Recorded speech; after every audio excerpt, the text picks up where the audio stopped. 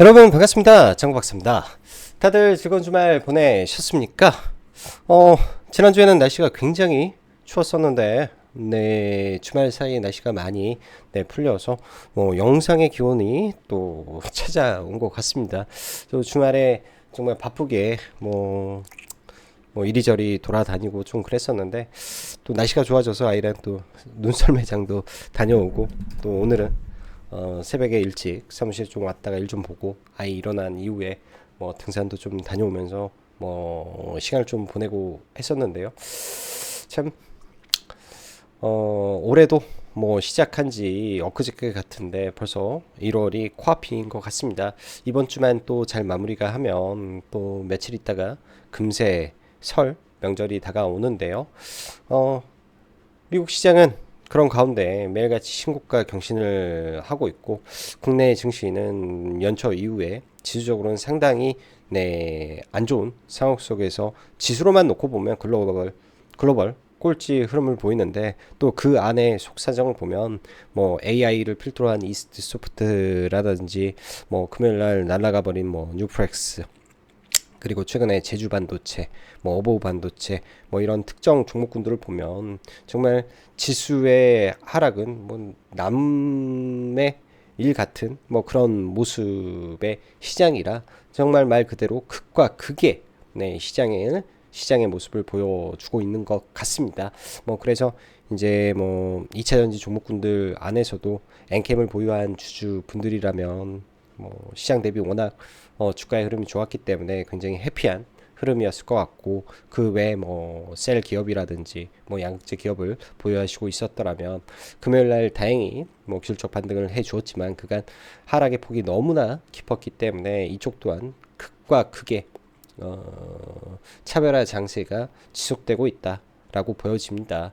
이러한 흐름이 제가 볼 때도 한동안 계속 이어질 가능성이 매우 높은데요.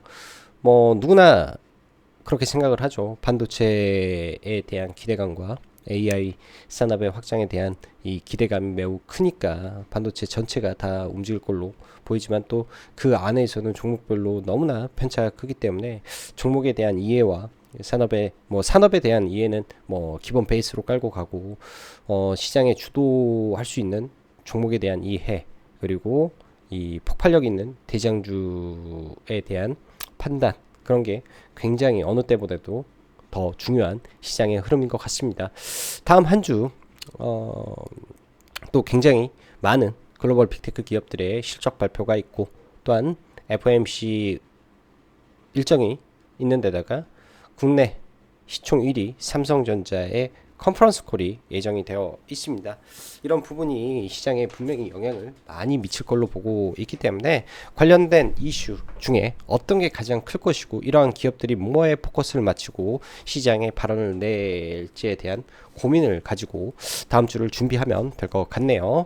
자, 1월 말까지 해서 가입 이벤트 진행하고 있으니까 관심 있으신 분들은 카페 보시면 좋을 것 같고, 자, 그럼 바로 시작해 보도록 하겠습니다.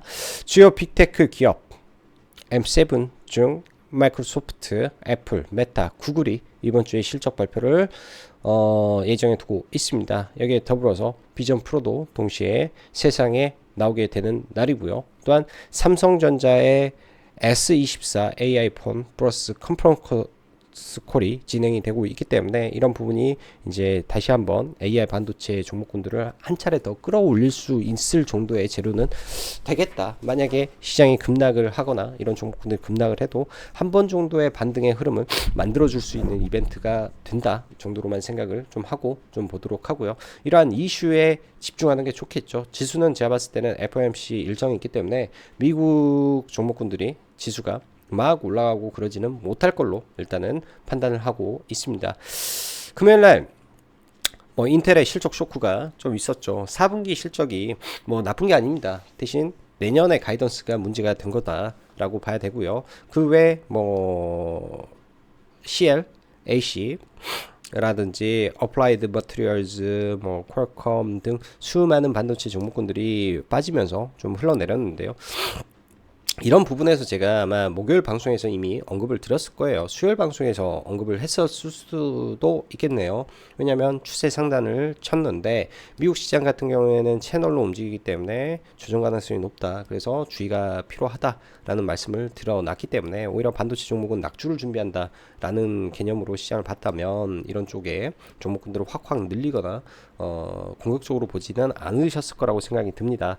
뭐 반면에 일라이 릴리라든지 종목군들은 상당히 강한 모습을 좀 보여주고 있고요. 그리고 이 M7 기업들 뭐 미국 시장에 빠졌어도 나름 제가 볼 때는 견조한 것 같습니다. 금요일날 우리나라 장 마감할 때까지는 미 선물이 마이너스 0.7% 정도였기 때문에 선물보다는 그래도 반등을 하고 끝났네 정도로 생각을 해야 될 것 같다 싶고요. 금요일날 국내 증시는 코스닥이 상당히 강했죠. 네, 또 코스닥 150이 2.8%나 올랐기 때문에 시총 상위 종목 에코프로 BM의 힘이 굉장히 셌구나 그냥 단순하게 판단을 하시면 됩니다. 반면에 반도체와 제약바이오는 나쁘지 않았어요. 뭐 HLB가 20% 가까이 상승을 했기 때문에 HLB의 힘도 있었고 시총 상위 종목군들이 강했다라는 점이 금요일날 국내 증시의 뭐 특이점 그리고 애플 비전표로 관련 종목이 셌다 뭐 그 정도로 봐야 될 것 같습니다. 자, 지난 한 주 미 증시 여전히 강함을 보여줬고 그 중심에는 M7, 테슬라를 제외한 기업들의 강력한 상승이 뒷받침되었습니다. 그러다 주반, 목금 본격적인 어닝 시즌과 함께 잘 나온 쪽과 못 나온 쪽이 본격적으로 갈리기 시작하는데요. 이 부분에서 확실한 이유와 근거가 있죠. 자, TSMC 왜 올라갔습니까? 코아스가 늘어날 것이다. 왜? 엔비디아의 물량이 많아서. 그러면 엔비디아 AI, 코아스, TSMC AI 같이 가는 겁니다. 그래서 강한 거고요. 그래서 그 다음에 ASMR 선단 공정이 늘어날 것이다. 올해는 AI 때문에 그래서 강한 거죠. 인텔 왜 떨어졌습니까? CPU 시장에서 밀렸잖아요. AI에서 안 되고 저전력 반도체가 안 되고 그래서 밀린 거고요. 나머지 장비주 그러한 기조를 이어받아서 그냥 밀린 겁니다. 결국은 확실한 근거라는 거는 미국 시장은 그냥 확실히 AI로만 달리고 있구나 라고 강하게 확신을 하고 시장을 봐야 되겠죠. 올해 1월 엔비디아 주가는 27% 상승, 테슬라는 마이너스 26% 하락입니다. 여전히 엔비디아는 양호한 전망에 테슬라는 애매한 전망을 보입니다. 이쪽에 답이 있다라고 생각하면 되고요. 그리고 비전 프로를 시작으로 새로이 개화되는 XR, VR 시장 그리고 삼성전자가 문을 연 AI폰 이후 올해 6월달 정도 출시가 예정된 윈도우 12부터 시작될 AI PC까지 올해 이슈가 다수 존재하기 때문에 AI 확장성이 여전할 것으로 저는 판단을 합니다. 단 그렇다고 주식이 계속 올라갈 수는 있냐? 그러지는 못하기 때문에 중간중간 조정을 거치는 구간을 지날 것이고 이벤트가 완료되는 즉 실적 이벤트도 이슈가 되기 때문에 이런 부분을 확인하면서 이번에 MS, 구글, 메타, 애플의 실적 발표 이후 FOMC 전체적으로 시장이 한 번 정도는 출렁임을 볼 수 있다. 그것은 1월 31일 날 대부분의 종목군들의 실적 발표가 예정이 되어 있죠. 뭐 구글, MS 이렇게 그 다음에 2월 2일 날 메타가 있기 때문에 이 실적 발표 마치고 나서 시장이 좀 흔들릴 수는 있을 것 같다 정도 생각이 듭니다. 또 강하게 치고 가지는 못할 거예요. FOMC 우려감이 좀 있어서.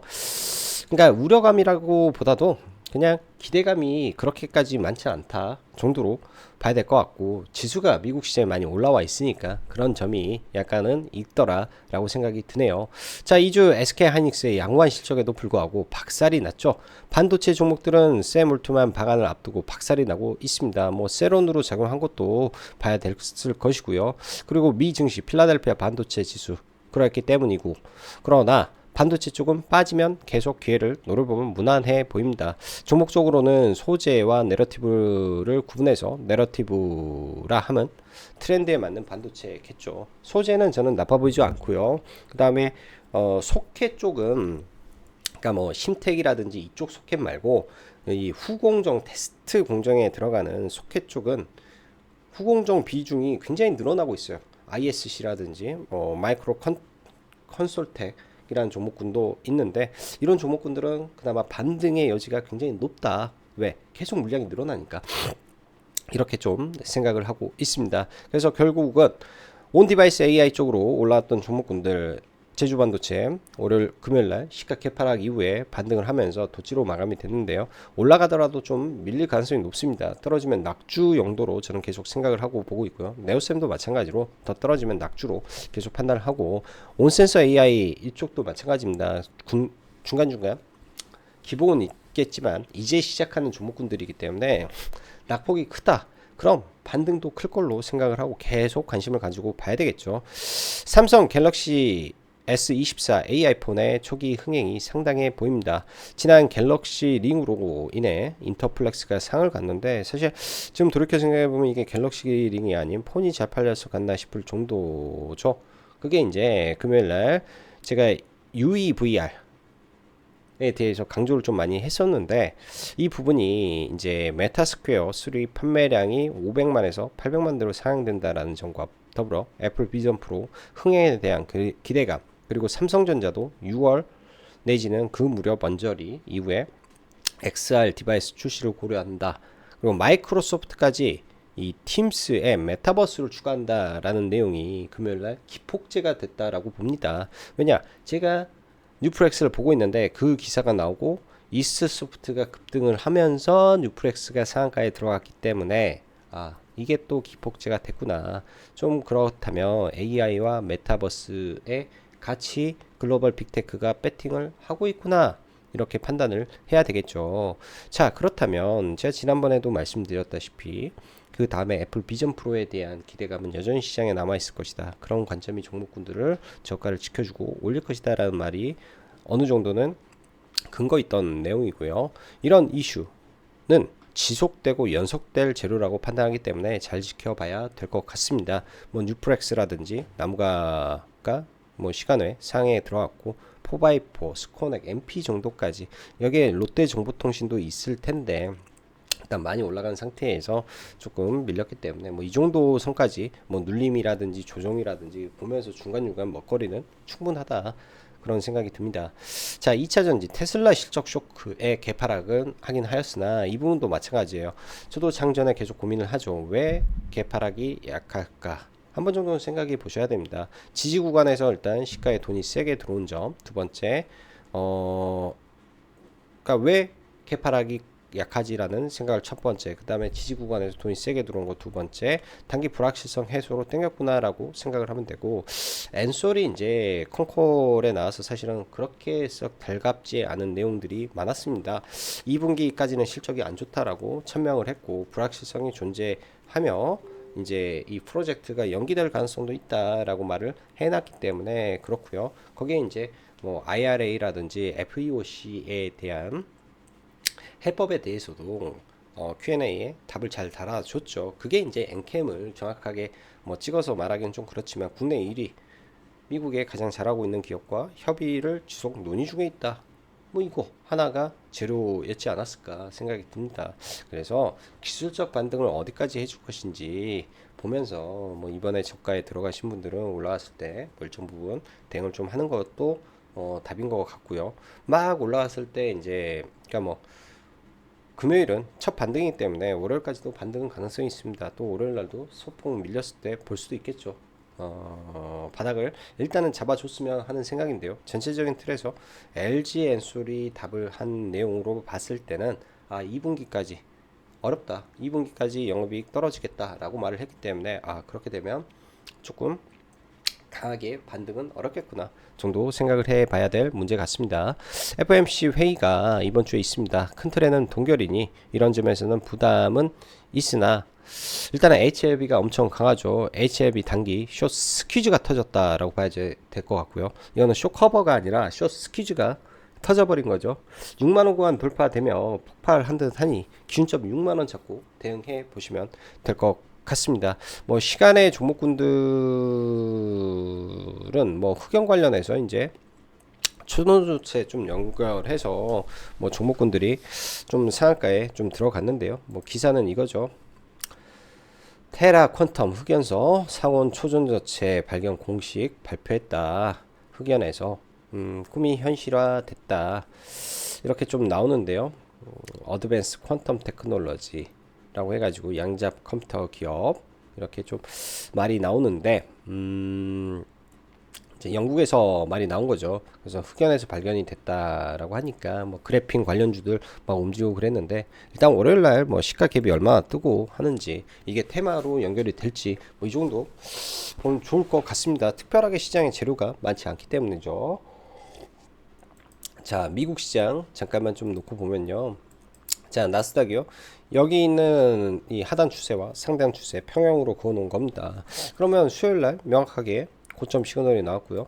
뭐 여기다가 예를 들면 RSI를 또 한번 넣어 보면은 주가는 올랐는데 이 앞에 못 넘었죠. 이것도 다이버전스입니다. 주가는 이때보다 올랐는데 여기서 또 못 넘네. 또 다이버전스가 또 터진 거예요. 또 다이버전스가 올라가면서 지속적으로 발생은 하고 있다. 그래서 이런 윗구간 갈 때 상단 추세대를 설정해 놓고 보는 것도 굉장히 도움이 된다. 필라델피아 반도체도 제가 언급을 해놨죠. 올라가는데 더 과열로 가야 되는데 못 갔다. 그럼 상단 추세선에서 걸렸을 때 돌파를 못하면 하락할 가능성이 있다. 떨어지면 이런 채널을 지켜주면 옆으로 횡보하는 모습이 나올 때가 있을 것이다. 항상 똑같다. 올라갈 때는 채널, 이런 채널로 미국 시장, 그리고 언제나 이런 대형주들은 그런 식의 움직임을 보이기 때문에 이것도 하나의 배움이라 생각하시고, 지수를 판단할 때, 추세를 판단할 때 해놓으면 도움이 분명히 될 거예요. 이렇게 보면 이때도 이 추세선 상단 맞고 떨어지죠. 맞고. 그래서 이 상단 추세를 바로 돌파하는 건 잘 안 나옵니다. 그리고 파동이 1, 2, 3 연장 파동. 그러면은 이게 꺾였을 때 어떻게 될 것인지, 내려왔다가 뭐 21선 만나고 21선을 깨고 여기서 저항을 돌파하고 올라갔는데, 이 저항을 돌파하지 못하고 떨어지면 이렇게 떨어지는 일도 비일비재하기 때문에 그런 거를 고려해서 미국 시장을 바라보면 좋겠다. 그러나 여전히 엔비디아가 세기 때문에 이런 관점에서 엔비디아 실적 발표 이후까지는 뭐 여전히 버티는 흐름 정도 되지 않을까 생각을 해야 된다 보여집니다. 국내 증시 차트는 보지 않겠습니다. 의미가 별로 없으니까요. 자, 삼성전자부터 하나하나 빠르게 보면요. 삼성전자 실적 발표 이후에 뭐 줄곧 안 좋은데요. 그냥 안 좋아요. 삼성전자는 그냥 뭐 박스권, 잘해야 박스권 정도 하겠다, 이 정도로 봐야 될 것 같고, SK 하이닉스도 실적 발표하고 계속 떨어지죠. 잘해야 박스권 흐름이다. 뭐 뚜렷하게 뭐 시그널은 안 나옵니다. 제가 목요일 방송에서 LG에너지 솔루션의 시그널이 나왔다라고 말씀드렸죠. 시그널이 LG엔솔은 시그널이 나왔네요 라고 말을 해놨는데요. 이때 1차 신호, 2차 신호, 다이버전스까지 터진 상태에서 금요일날 매수 시그널까지 떴기 때문에 사실 충분히 봐볼 수는 있었는데 별로 그렇게 썩 보고 싶지는 않더라고요. 오히려 저는 금요일날 이게 주가가 여기까지 올라왔을 때 좀 밀리는 거 보고 숏을 치고 동시호가에 그냥 숏을 청산하고 마무리를 했습니다. 일단 종목군들이 2차전지는 이런 의미 있는 구간에서 일단 1차적으로 바닥이 나왔는데요. 큰 틀에서 보면 여전히 박스권 흐름이죠. 뭐 하락한 이 폭 비슷하게 지금 빠져 있는 상태인데요. 모든 종목은 이제 장기 추세를 돌파하면 그때부터 본격적인 상승이 나오는 겁니다. 예를 들면 21선을 이렇게 처음에는 조정을 받고 이렇게 쌍바닥으로 올라갈 때, 이때 나오는 시그널이 진성 시그널이라고 하고요. 그런 게 나와줘야죠. 이렇게 올라가서 21선 저항을 일단 받고 떨어졌다가 다시 나오는 시그널이 발생하면 제가 말씀을 드리도록 하겠습니다. LG화학이 사실 제일 먼저 움직였었어요. 워낙 많이 빠졌고, 월봉 기준에서 보면 사실 이 오렘 박스권과 최초 돌파했던 이 자리까지 떨어졌으니까 얼마나 하락이 컸습니까? 코로나 그 시국에 만들어졌던 이 봉까지 내려왔기 때문에 LG화학의 주가 하락의 강도는 사실 굉장히 컸었다라고 봐야죠. 그래서 LG화학 뭐 반등한 거고 다 역배열 상태에서 반등했기 때문에 사실 얘네들을 엄청나게 막 반등한다 뭐 한다 뭐 이렇게 생각을 하기보다는요, 이제 낙폭을 어느 시점에서 멈추고 횡보의 구간으로 접어들지, 사실 저가 메리트는 분명히 있어 보이네요. 저가 메리트는 삼성 SDI도 월봉 기준에서 보면은 이런 구간, 자, 이 자리 가능성이 있다. M파동에서 이렇게 떨어질 가능성이 있다. 뭐 이런 구간까지 내려온 거고, 포스코홀딩스도 마찬가지로 포스코홀딩스도 이 범주 내에서는 해볼 만은 하다. 떨어지면 이 범주 내에서는 해볼 만은 하다. 왜? 이 상승의 첫 자리잖아요.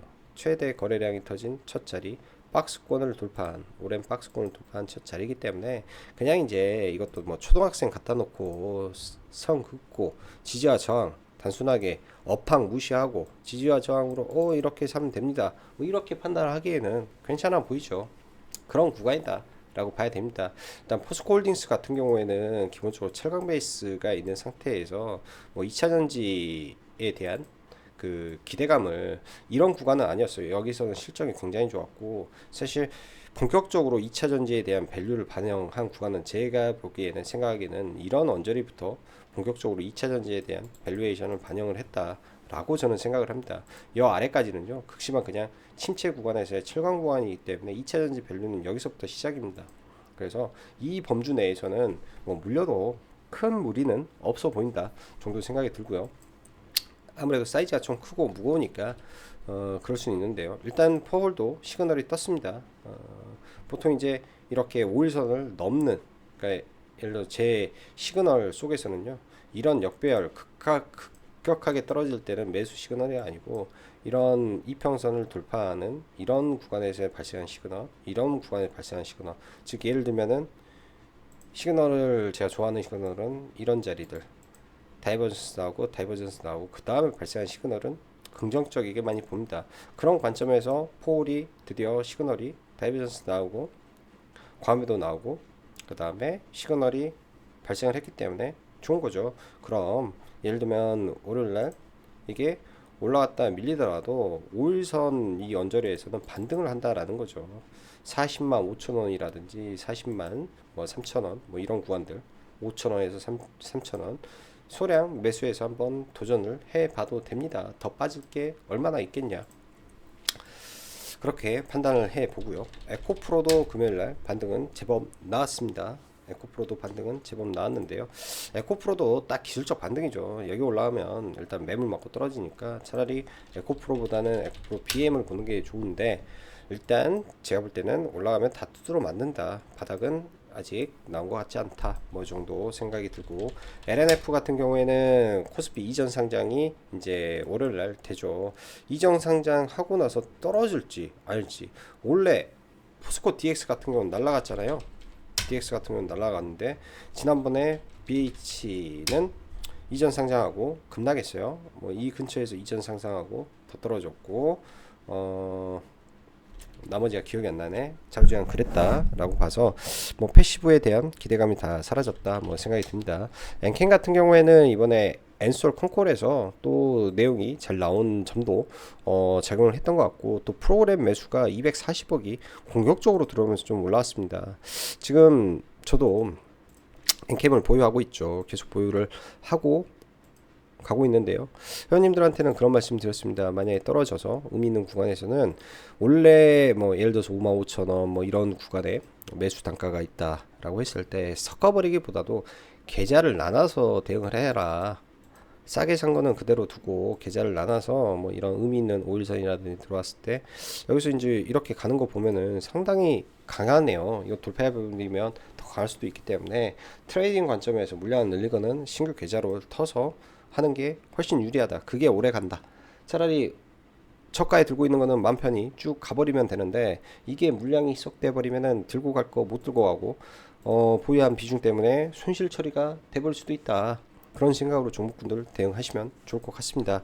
자, 반도체, 제주 반도체 보면요, 저는 좀만 더 떨어졌으면 걸어놨었는데 금요일날 체결을 못 시켰습니다. 시가 개파락이 좀 크긴 했는데 바로 좀 들어가기가 좀 애매해서 시가에는 좀 안 들어갔고요. 시가에 돈이 좀 많이 들어와서 반등은 제법 해줬던 것 같아요. 여기가 이제 1차적으로 여러 지지선이 3일 동안 있었던 구간이라 그런 것 같고, 저는 사실 이런 아래 구간들을 봤죠. 29만원대 봤는데 오지는 않았던 것 같고요.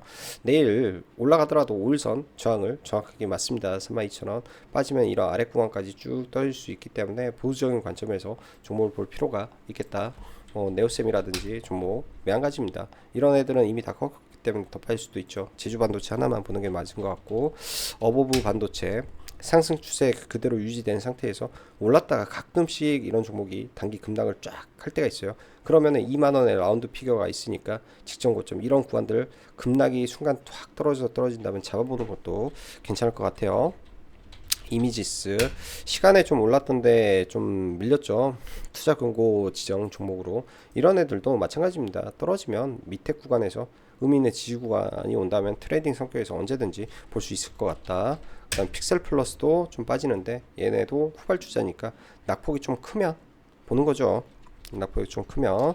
자, 애플 비전 프로 뉴프렉스 최근에 계속 매매를 하고 있는 종목입니다. 금일도 굉장히 좋았는데요. 아침에 사실은 뚜렷한 이슈는 없었지만은 EUVR이라는 기대감과 애플 비전 프로가 다음 주에 나오는 거에 대한 기대감이 모이면서 이런 사상 최고가 돌파가 좀 나왔던 것 같아요. 일단 저도 이제 아침에 수급을 보면서 이런 돌파 구간에 좀 들어갔는데요. 여기에서 한 5% 정도 수익인데 여기서 털려버려 가지고 위에서 좀 높게 물량을 좀 모아서 일단은 반은 다 팔고 반은 가지고 있습니다. 상한가에 물량을 걸어놨는데 좀 늦게 걸어놨는지 물량 체결이 좀 안 됐고요. 강력한 상한가는 발생을 했는데요. 일단은 역사적 신고가에서 더 갈지 안 갈지는 좀 지켜봐야 되고 이런 종목이 다시 내려온다면 충분히 봐볼 수 있겠죠. 이때 이제 왜 상한가에 대한 확신을 하냐. 나무가도 그다음에 MP도 뭐 포바이포도 후발주자들이 동시다발적으로 움직였어요. 특히 나무가가 너무 좋았는데요. 나무가도 이런 돌파 구간들 특히 라운드 피겨를 넘겼을 때 그 폭발력이 강하게 올라왔고 거래대금 많이 실렸죠. 근데 이제 과거에 보더라도 이런 종목은 한번 강하게 시세를 주고 나서 그 다음에 며칠 안에 올라가지 않으면 다 반납하는 습성을 가지고 있는 종목입니다. 이 시세를 너무 길게 볼 필요는 없다 라고 생각이 들고요. 포바이포라는 종목이라든지 일단 너무 많이 올라와 있는 상태에서 이제 이 정도는 또 밀릴 수 있으니까 계속 지켜봐야 됩니다. 저점 구간에서 눌림에서 본다든지 해야 될 것 같고 지금 사실 이 애플 비전 프로 뭐 메타스퀘어 관련해서 이 XR, VR 시장에서 이 거인의 어깨에 올라타 있는 기업은 사실 스코넥이 거인의 어깨에 올라타 있죠.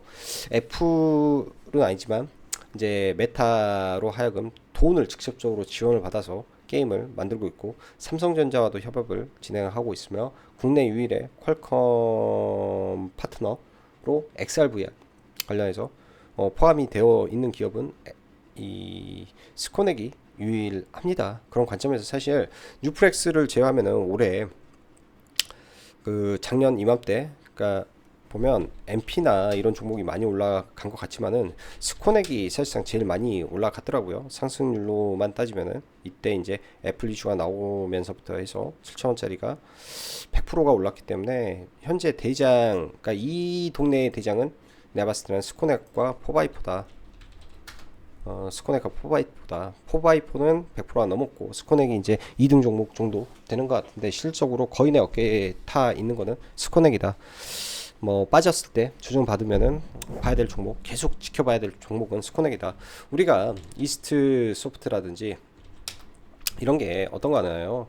거인의 어깨에 올라타 있는 거죠. 그래서 뭐 이스트도 뭐 계속 매매는 하고 있는데요. 뭐 중간중간 이런 자리에서 눌림도 들어갔고 계속 매매하고 있는 종목인데 거인의 어깨에 올라타 있는 종목 우리가 보면 플리토도 마찬가지고 거인의 어깨에 올라타서 이런 강력한 시세를 만든 거 아닙니까? 그런 종목군들 계속 찾고 발굴하고 또 보시면 좋을 것 같고요. 제약바이오는 이제 뭐 나중에 시간이 나면 좀 보면 좋을 텐데요.